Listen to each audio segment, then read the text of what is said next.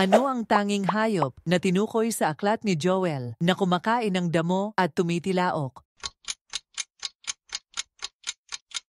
Baka ano ang sinasabing hindi nadadaloy pa sa mga ilog sa aklat ni Joel?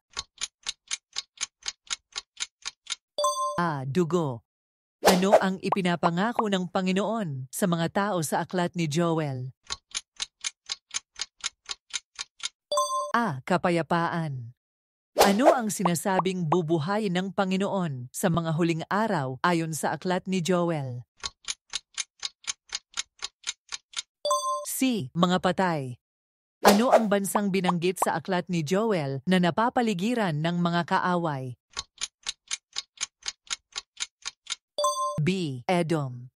Ano ang pangalan ng Panginoon na dapat tawagin ayon sa aklat ni Joel?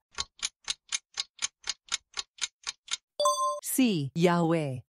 Ano ang tatalima sa utos ng Panginoon ayon sa aklat ni Joel? Judah. Ano ang pangako ng Panginoon pagkatapos ng kanyang puot ayon sa aklat ni Joel? Kapayapaan.